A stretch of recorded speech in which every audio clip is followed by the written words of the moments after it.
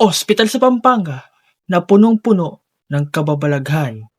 Mga kaibigan, ito ang Clark Air Base Hospital na matatagpuan sa Angeles City sa Pampanga.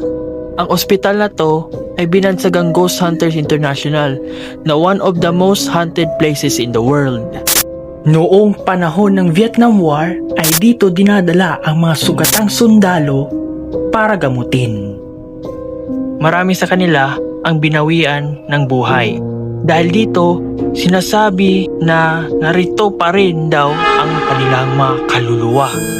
May mga pagkakataon din na may maririnig silang mga yabag ng paa, kalansing ng mga bakal at mga boses na umiiyak o di kaya humihingi ng tulong mula sa bawat sulok ng ospital.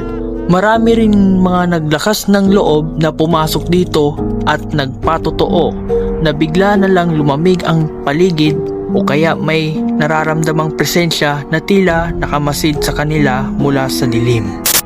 Dahil dito, ang Clark Air Base Hospital ay nanatiling isa sa pinakasikat na haunted places sa Pilipinas.